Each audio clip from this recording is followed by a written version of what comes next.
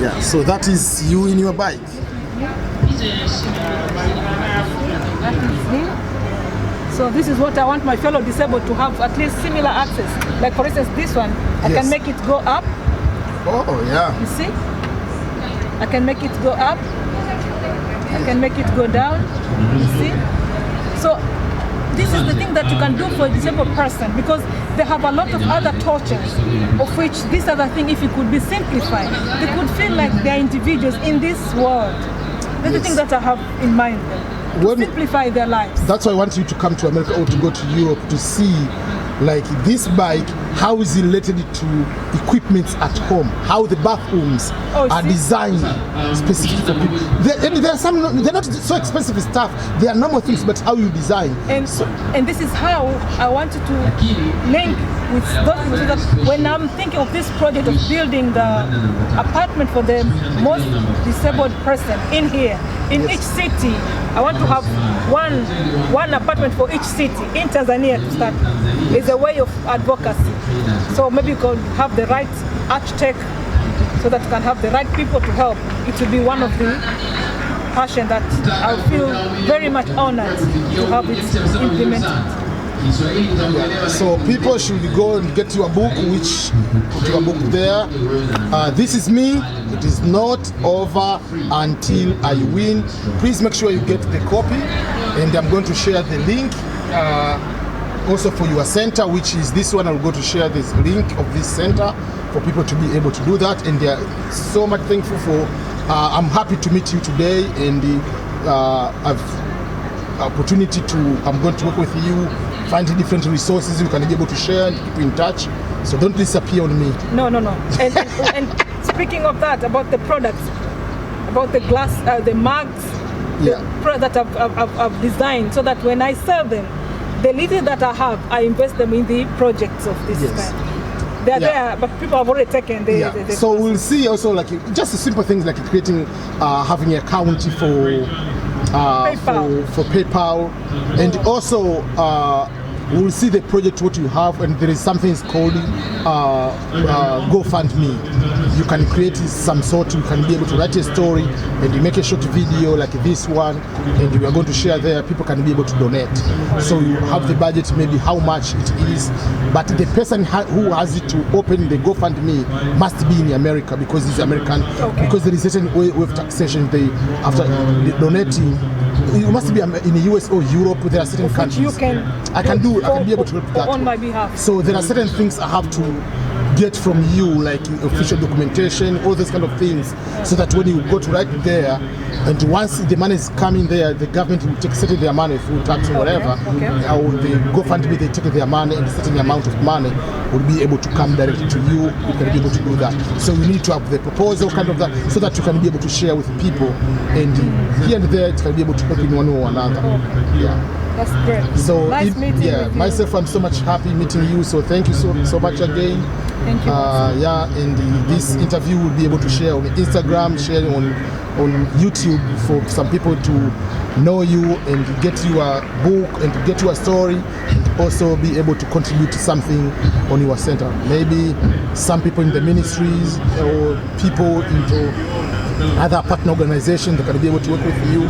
That will be our dream, and that will be our happiness to see that happen. Thank you very much. You can also share in the same can also share in one of these. Yes, I will share the content, the LinkedIn account, website, everything I'll be able to share. Thank you very much. Thank you so much, Rosemary. Thank you very much, Ernest. Thank you. And remember, always never agree and believe any prediction, negative prediction, which doesn't empower you. You are told you were supposed to die in 7 days. Now you are not. No. So. And I'm moving forward. I'm moving forward, and I want to help others as well. So see you in America. That is the goal. That's the goal. See you in America. No problem. No problem. Cheers. Come there, do your PhD, get more connections, go and get more experience over there, get more companies to work with you, come and build your center here. Exactly. That is the goal. That's the goal. Okay, thank you so much. Thank you very much. I really appreciate it. Bye-bye. Bye-bye. Welcome guys. Today it is a very interesting day. We have a very inspirational person here and we wanted to have interview. Her name is Dada Rosemary Chuma. She was having some medical situation, but those didn't stop her from reaching her goals and dreams. So we are going to have all those kind of the background and see from her medical paralyzation at the age of 2 and being predicted by the doctor that you are supposed to die by the maximum within a week, 7 days. But now 7 days have passed, 7 years have passed, years and years. And how does she be able to do all those kind of things? Welcome to the EBM Scholars.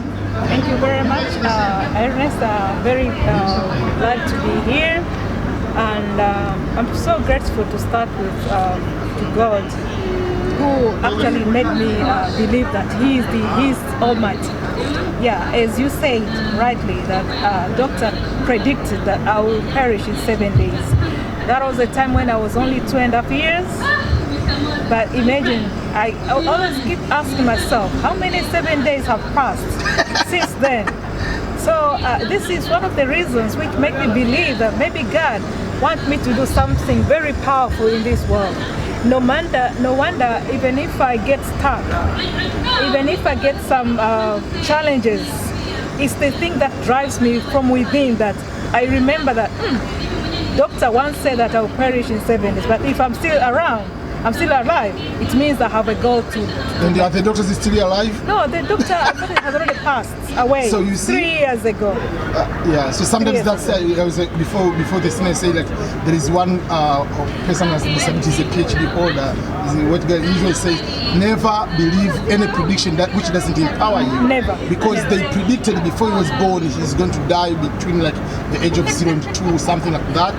Now he's 50, 60 something, and he's the PhD doctor, whatever, and all doctors already died. So never predict. Never believe the prediction which doesn't empower you. Never. Or the prediction which is going to put you down. Exactly. And not only that, when I stopped working 3 years ago as well, nobody believed that I'll be, am I crazy or what?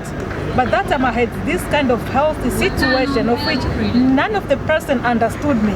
It was just my myself. So when I resigned, so to say, now from the resignation, 3 years I've managed to write a book, get it published, launch it, and now I've even come to think of having this center of which the aim is to empower and to dignify the lives of the most vulnerable persons with disabilities in Tanzania, Africa and beyond. The world. The world, you see? So I want, because I believe society do not understand how valuable people with disabilities are.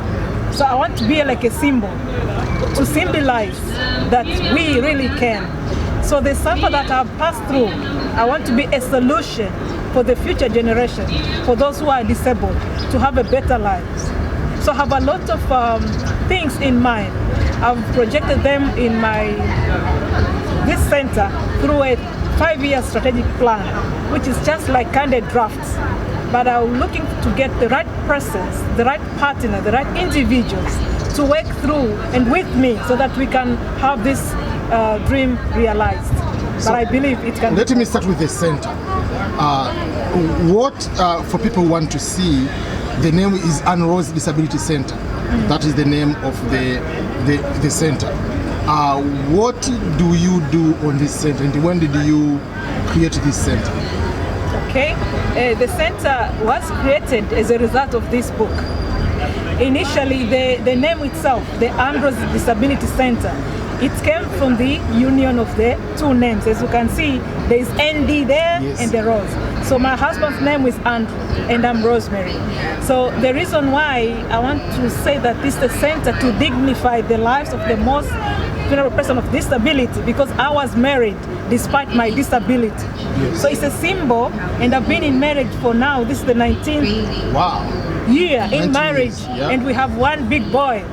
And I've got many other children, not just from birth, but the people who support, people who love, who want to work with me. So it will empower people with disability in terms of giving them education, empower them. They shouldn't despair, and also to educate the society on not to stigmatize people with disability, and as much as possible to include them in all the activities, but also to provide with decent lives. So one of the things that I will do is to dignify the lives of people with disability in terms of social life, in terms of living. So I'm thinking of building the apartments for the most vulnerable person with disabilities, because we know many people are having the apartments for abled people, but none of those are meant. They are not have accessibility. No, accessibility is a problem. Because, for instance, like for people who do not know, you are using a special bike, which it is very difficult to go to many buildings. It is. Still, this one is modern, but it's very difficult to, most of the apartments, they don't have special accessibility with people with disability. Yeah, like we've seen that people had to lift me up. It's an embarrassment to say, so to say. Yes. But if it could have been a friendly, a rap kind of stuff. And that is part of the human rights. It is, it is. For instance, in the US, you cannot have the public transportation without being able to go down for people with disability, or the apartments, or the public buildings without accessibility to people with disability, because they are taxpayers too. Yes. And not only that, even on the part of equipment, the equipments for people with disability are sold at a very high price, surprisingly. While they're supposed, in the real context, supposed to be sold in a lower, subsidized. But in another way. So this center, it will be a way or a voice to speak about this, and in the end, I'll do like a foundation or a trust, of which it will be more of a social kind of involvement. This is like profit making, but the profit which is earned just goes back to the initiatives. So can you tell about the book? This is me, about the book. How did you come with the idea, and what's is about the book? What is inside the book? If someone wants to know just motivation behind to write that type of book. Okay, the idea about book is to let the society get a feeling on what people with disability are going through. That's why here it says, behind the curtains of a disabled world. There are those lives which are behind the curtains, which are on the other side, of which is not known to the community. And these lives are very tough.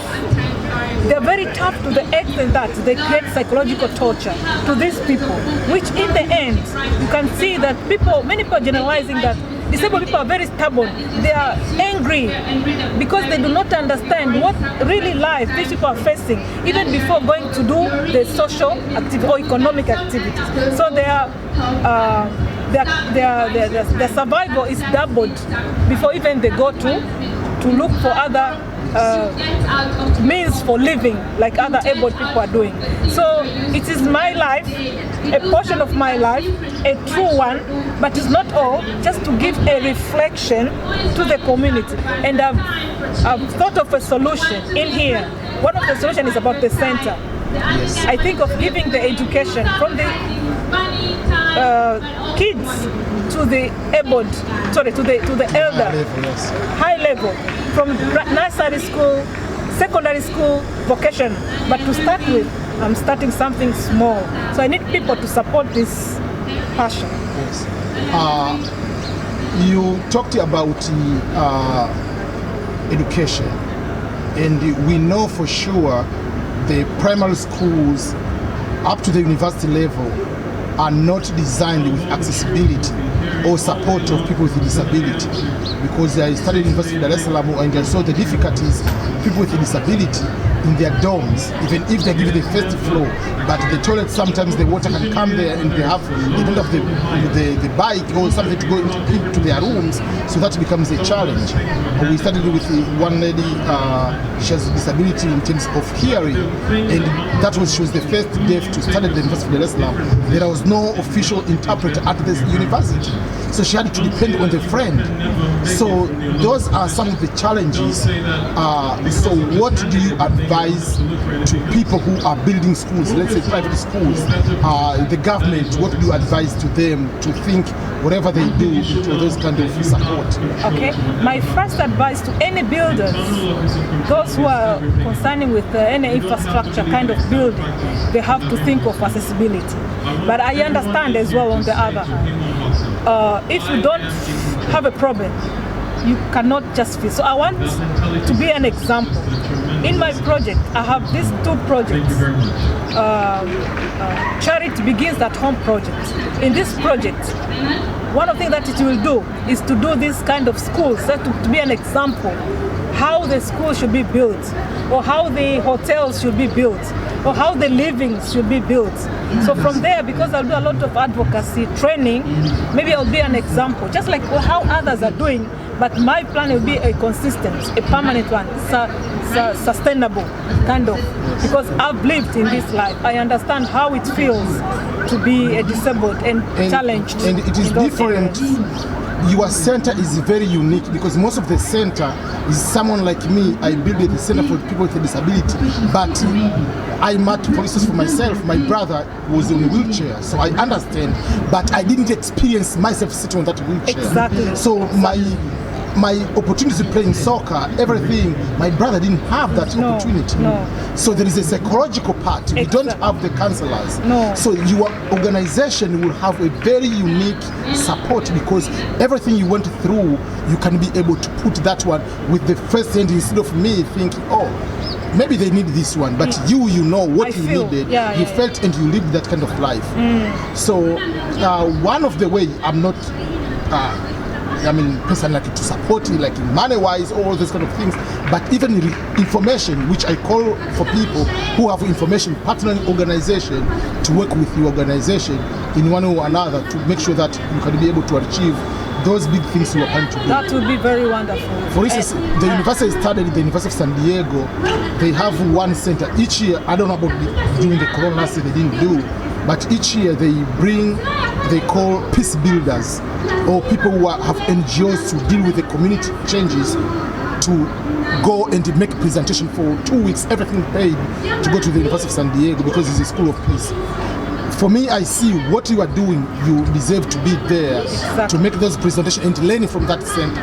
It will be wonderful. And wonderful by being there to see, we want to talk about the rights of people with disability by action in buildings and roads and everything will be also eye-opener to give you more opportunities and you can have more partners while you are on site to be able to do that. Amazing, that's wonderful. To be very good. So for me, like one of the things I've said already, I would help your book to be on Amazon, but also like making sure that you get the opportunities, like opportunities is somewhere around there in that particular way. Yeah. Because I'm just a more informational person, and one way or another can be able to help in those kind of ways. Thank you very much. Just to add on into there, you can just take the website, because I have a website which is there in the business card. But it's www.androsdisabilitycenter.com. Yes. So in there, when you go into that website, there is a kind of a WhatsApp kind of button. You click there, you can just send any information, so I'll get them right away. And also another way, you have to create like PayPal account if you don't have. I don't have. Or I will just help you with those kind of information because people can donate. Because donating, someone can donate $10 here, $20 there. Okay. So those will be because someone was, I want to help support. Just maybe $15, just one-time donation. Okay. But instead of going all those kind of ways, you can have the ways like if someone wants to send maybe even Western Union, what will be the way to be able to do that? Okay, I'll post those information on the account. Thank you very much. And some other few questions I want to ask you. For people, we know people with disability, one of the challenges we are talking about is people to have education. But you are very educated. Can you explain your education background up to the what level? Though I know, but what level you went through in education and how were you able to achieve that level? Okay. I now have a master's in project management. I finished from the University of Dar es Salaam just 2019. And prior to that, I also did a bachelor in business administration in the same university. back then I finished my Form 6 at one of the girls' secondary school called Weruweru Secondary School in Moshi. And which year did you finish bachelor degree? 2013. Okay. 2013, and master's 2019. Yeah. So I'm now pursuing for PhD, but not because I want the PhD. It's just as a way to dignify the lives of the most vulnerable person, because people believe it's like a symbol.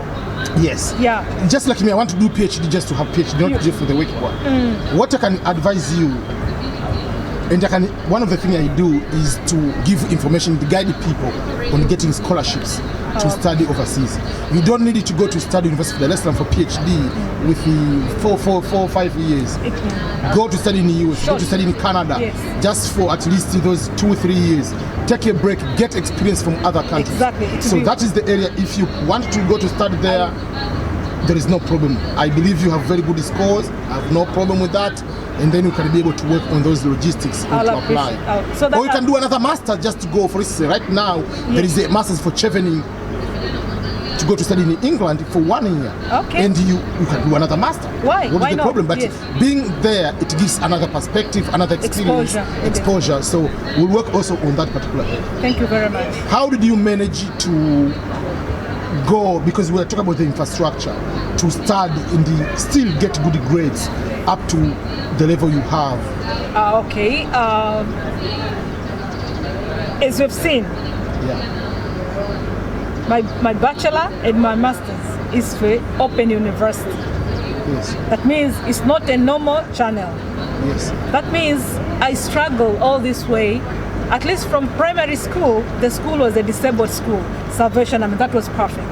Yes. And I got good memory for that school. I thank God for that. Then from there, I was chosen to go to Jangwani Secondary School. It was a day school. I wasn't able to do that. So I was taken to Kilakala. The Kilakala school was still, the infrastructure was not that good. So I struggled. Yes. I really struggled. But I'm so grateful for one lady who helped me there by the name of Fatuma. She was trying to take food for me, you know, this kind of logistics. But still, I had my personal life, which tortured me really, and hindered my performance, I could say. And then even in Weruweru, the school was good spiritually, but sometimes the infrastructure somehow was not that good. But also, being not close to the family somehow, it hindered my performance. So I didn't do very well in my Form 6. Yes. But that's why I was able. It was not possible for me to go straight to. So I had to do some courses so that I finished my bachelor and then also my master's. And I have a zeal, I have a passion to have my PhD. And so that's why on the title of the book they say it's not over until I win. Yes, which is a very good spirit. Yeah, I like it's not over until I win. And if you could just read more about it, it says this is me. Okay. This is me. This is me is a book that tells you to continue with the struggles, no matter the circumstances you face. You might be broke or broken, stigmatized or disabled, but life must go on. This book tells a story, a real life story of a strong African disabled lady who has gone through fire and she still holds on her dreams. Reading this book will help you understand the truth behind the curtains of disabled world. It will help you get rid of stigmatization towards people with special needs. Disability is not inability. Rosemary wants you to understand that most disabled people don't want you to feel pity for them. They just want to be loved and given the opportunities available. So, thank you. Yeah, which is very, very true. Yeah. So that's the thing. Yeah. So I have a passion to articulate to the university that disability is not inability.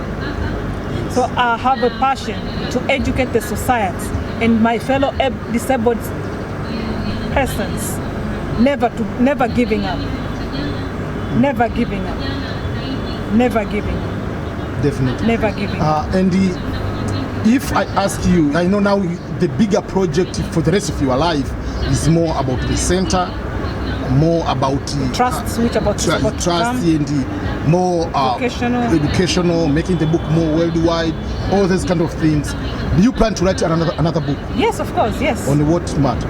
The title that was just rolling on my head was Dear Husbands. And another one, Stop Stigmatization. So the two titles have been rolling all over my mind.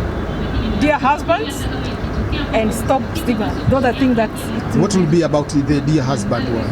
Yeah, to tell the real life about marriage and the love and the relationship and the passion and the intimacy and the development, kind of. So, sometimes you could think that you want to do something, but you can fail to do something. Yes. But then you have to do something. So it's just like somewhere there. Don't wait. So if I ask one question, what were your dreams while you were a little girl growing up? What is your dream? What do you want to become? Yeah, the only thing that I remember that kept roaring in my mind back then was I never want to be a beggar. Yes. And I said to myself so many times that I want to study very hard so that I can have my own job. That's the thing that I used to think back then. I want to study so that I can have my own job, so that I can help myself, so that I can help others. Yes. That was the spirit, that it was like this. I want to help, to have a job. What you are doing right now. Exactly. To have a job so that I can help myself, so that I can help others. So when I stopped that job, when I said it was a pinchy thing that I was the least to do, but it was necessary for me to do. But I did not know that something like this will come. So I now know that God wanted me to do that, so that I can have a wider range of helping, because there, due to pressure of work, I wasn't able to do it. I wouldn't even be able to write this book. So I'm glad that... If I may ask this question, I don't want to look like very insensitive, but I want for people to understand, because one of the points you say, people want to feel pity on them. And because I had a brother of the same similar situation, I understand some of the things what he didn't want. But in the current situation, maybe you might be on your bike there, and you want to ask someone time, please. When you want to say please, someone is thinking that you are begging for money. Exactly. How does that feel like? What I just want to ask for the time or direction. It's very bad, I tell you. And I feel like crying when I say it, because it's like people look at the person with disability like a person who always there ready to beg. It's very, very bad. So when I used that thing there, I really meant that people think that a disabled person always they want to be pitied, they want to be pampered. It's not someone wants sometimes just let's go to have a story about Simba and the Young like normal other people. Yes, exactly. Simple. Exactly. Let's talk about politics like normal other people. Exactly. It's not about, Exactly. And the thing that people don't understand, something that people with disability, they cannot love or be loved. Yeah. They are just normal humans, just like anybody. They have hearts, they have brain. So if they have brain, they can think through things. If they have a heart, they can also love and be loved, but with respect, of course. Exactly. So it's the thing that I want to have a platform to let people understand and give disabled people the right dignity they deserve. They are not dignified as they're supposed to. They're a normal person like anybody. And that some of the things are reduced. The capacity of doing something is reduced. Only that. It could be hearing or seeing or moving. Just the reduction of capacity in doing things. But the rest is perfect, just like other people. How old is your son? Now comes 18, going to 19. What is he doing? Is he in school? School, yeah, he's at school. What level? High school? High school, from 6. From what combination? PCM. Wow, that's tough. I mean, I'm the worst in science, I'm the worst in math. So PCM, PCB, I give them high respect. Okay. Okay. If I give you the opportunity to ask me questions, what are your questions to me? Okay. The first question is that when you first saw me, you grabbed into me and wanted me to I would have known you for longer period than when it has happened. Yes. May I know why? Number one, when I saw that book, I didn't know you have disability, and I didn't care much. You see? I didn't care about disability. First of all, I didn't see about that. Like, okay. That's number one. Okay. So I had the book of fighting. I have to win. I have to succeed. All those things. That's number one, the biggest drive. So I have seen the logo about your organization, but I didn't know who is. Exactly. So when they announced and Rose, what is? I didn't know. I mean, so maybe she didn't show up because I see all the men there. So I was just chilling until you took the mic. Oh, so this is Anne Rose, because I didn't connect. Like, you have the. For me, I didn't see that kind of part. Number two is when someone is writing a book, and especially about their life, they believe deep down their life is very important. They believe that their story can change someone else. So for me, when I say my book is on internet, I say, I've never seen this book on Amazon. I've never seen this book in America. So why this nice book which I saw, because in some WhatsApp groups of books and other things, but this book can be that. So that's why the first thing I gave you my business can say, let's connect. I have to find it the way your book must be on Amazon. Okay. Yeah. So I didn't, and whatever I'm doing, it's not because you have disability. I don't look that way because my brother doesn't want that one. He's not. He's no longer alive. Or he's already but that is not something like. So for me, it's just how can we be able to do this one? And what I'm doing for other people, even if people with disabilities. Oh, I see you have a book. You have this one. You have this one. But your story is the best, and what you want to do, not just for you. You want to change the entire country. So that is bigger. You need some support of one way or another. Just someone with advice or some inputs of here. Just someone else. Oh, have you checked this country of UN? They have maybe this country. They have this type of fund. Just information-wise, it can be able to help you and what you want to attain in the future. Yeah, and reading this book, sometimes when you read, maybe you can never understand some of the stuff because the way I've written. Like for instance, reading this book from beginning to the end, finishing it up, you could come up with an idea that this person is very well off. I think, I have a feeling that people are used because the way I've written. But the thing is, let me just tell you few connection things to connect. In here, there's somewhere where I wrote that I flew to Zanzibar when I finished Standard 7. Yeah. But someone could think that I'm pampering myself. Yeah. But the thing that I wanted to put it there is that time I did not even know that I might have a relation from that side. Yeah. And that time I was not that bright in class. I was a normal average student. But I did not understand why did they choose me. Yeah. Out of those children to go there is still a puzzle to me till now. I haven't got the answer yet. So to me that is I don't know why. That's why when I think it over, I say, okay, maybe God wants me to do something. Why did He choose me there out of those kids? And that time I did not even know that I was related, because now at least I know that I might be coming from that side. But that time nobody knew. That was one. Another thing, when I was in Tanga, for the 11 years when I was there, they gave me the responsibility to be a choir leader. Yeah.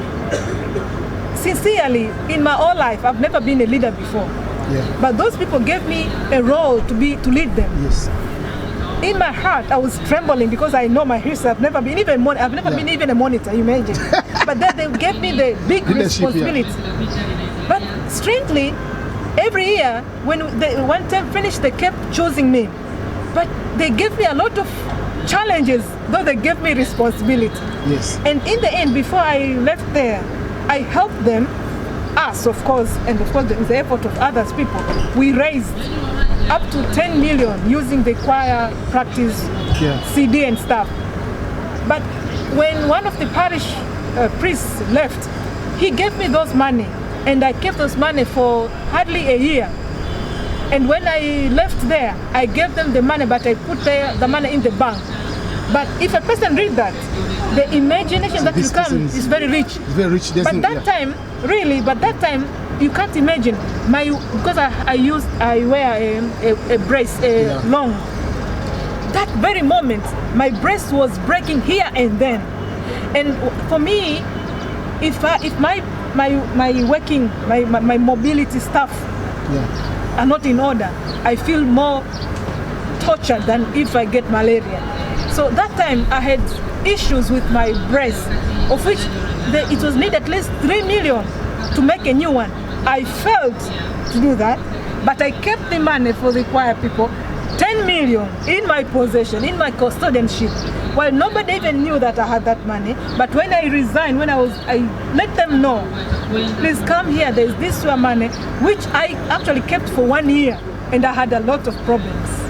So it's all about trust, it's about me.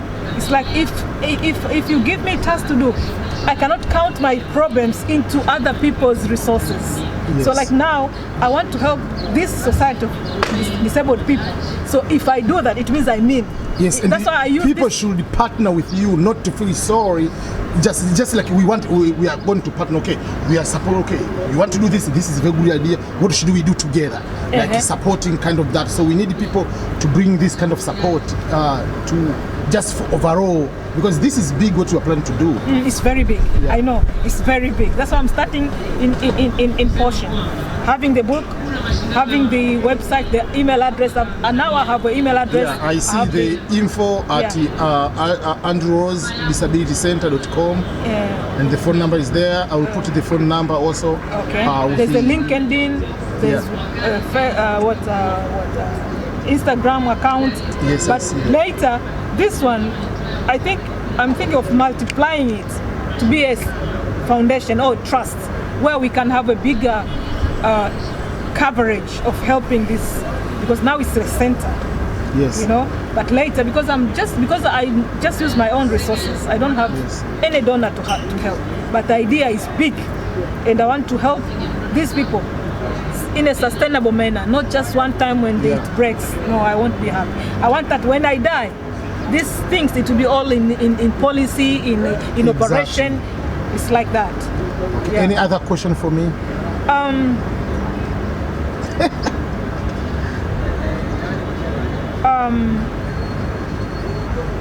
Any, ask. No? Why do you think you have this kind of passion? Because you were so much touched, apart from your brother being in this situation, because we've seen other people where their families member are having this, but still they're different. Why do you think you yourself, you have this passion of helping others, especially the disabled? For me, I think it's just overall how I grew up and how our parents raised us, based on overall just religious teachings, and we are very close to the cathedral and the study seminary, want to become a priest. So there is a certain skills, behavior we grew up as a family. So that is number one. So that's why, for instance, it's not about this one. You find that most of my books, some of my books are for free online. Okay. Yeah, so it's just like, for me, there are certain things like, if I can be a bridge to make someone's dream realized. That is one of the things I enjoy most. Okay. Sometimes that is going that way. But for me, I see, like, when it comes to the people with disability, it's becoming more personal for me, because we might have exactly the same abilities, intelligence, but you might not be able to get maybe score like me, because you have extra challenge, because there is stairs instead of something. So there are so many unnecessary things which, if we remove them, you and I, we can compete at the highest level. But now we see, like, a majority of people, they are not going to school, not because they have problem with their understanding the class. It's because of infrastructure, for instance, or it's because, for instance, I'm giving an example, maybe because they have to get certain kind of equipment to use, and the equipment might be maybe $50. Exactly. But if that person gets that equipment, the person will be happy, the person will be able to succeed in so many things. So instead of just giving one people like 100, 200, just this one. But you can create infrastructure to that particular person and the surrounding environment. The person can be able to succeed on himself or herself, but also to their families too, and the community at large. So what you are doing is very, very big. Thank you. So for me, my job will be finding any resource I see to connect with you and your organization. I'll appreciate. So that is what I'll be able to do in that way. Thank you very much. And how many are you in your family? 13. I'm number 11 out of 13 children.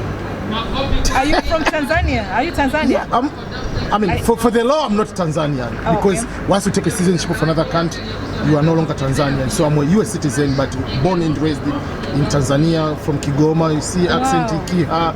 Okay. So yeah, so I'm originally from Tanzania. So you only came because of the speakers conference, or you came? No, I came. One of my brothers is sick. Oh. So I'm traveling on Monday to go to Kigoma to meet him.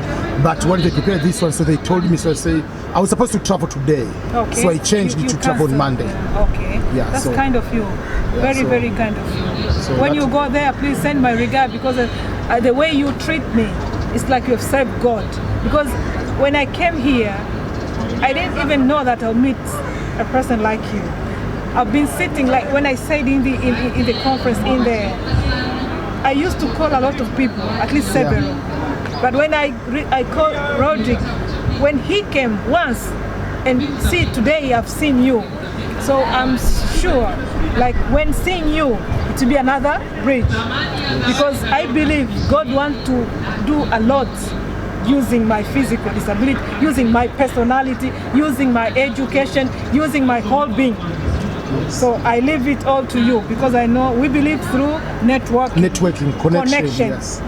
So help me so that this what is in me that God wants me to do, it should be a reality. Thank you so much. I really appreciate it. And one of the things that I was looking to have, if God will help you get a person to support me, I wish to have a PhD before the age of 50. And I've got just... I mean, for the scholarship wise, that leave to me. That is easy part.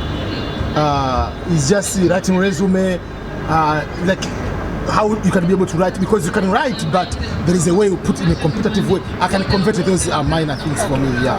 So I have no problem, because the difficulty would be like, oh, I didn't finish even high school, so how are you going to get the scholarship? Exactly. You have masters, getting another master's, getting PhD. It's easy. That is easy as long as you apply. There is a certain way when you apply. You let me know. Don't worry on that. Yeah, those are the easy part. Okay. Yeah. So, because I've been helping many people. Myself, I go to them, and they have books about scholarships. So I have 3 books. One is Swahili, 2 English one, and one is a specific PhD book for scholarships, all available scholarships in America.